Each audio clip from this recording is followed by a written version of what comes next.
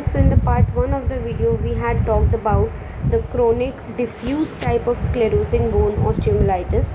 Today we will be talking about the chronic diffuse type. Okay, in the last one we were talking about the focal type.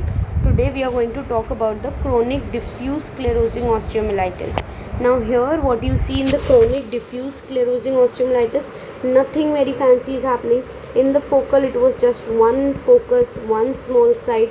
In diffuse, a larger area is going to be affected. So when the sclerosis is seen in a larger segment of the bone, then it is said to be the diffuse sclerosing bone osteomyelitis. Okay, why chronic? Because of course it is a chronic situation, it is lasting for a really long period.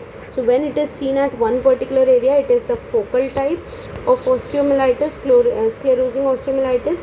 When it is seen in a larger segment, then this is said to be the diffuse type of sclerosing osteomyelitis. Okay, coming to the last one, that is the Gary's osteomyelitis. See, as I said, Gary's osteomyelitis is a completely different scenario.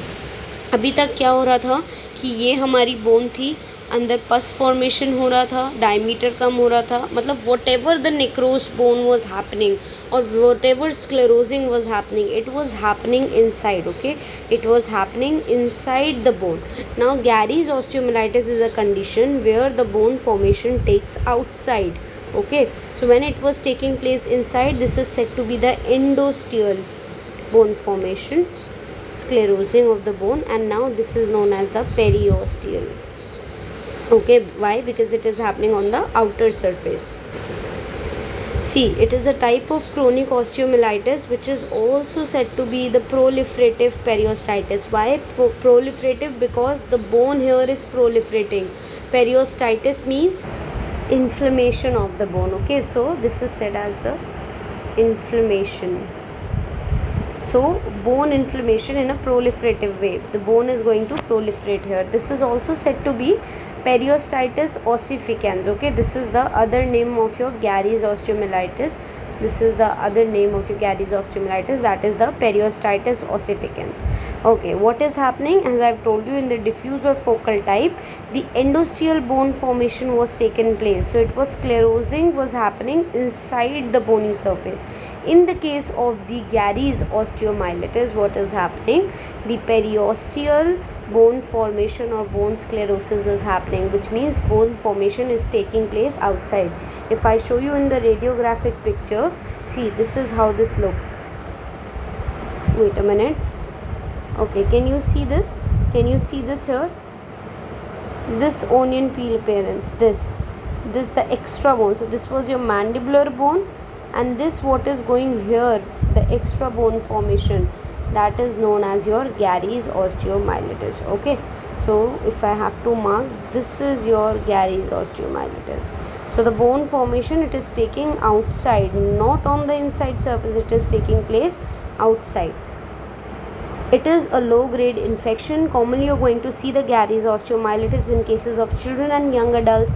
Mandibular molars are going to be the most common site. So it is the mandibular molar site only which is the most common site that can get affected by the Gary's osteomyelitis.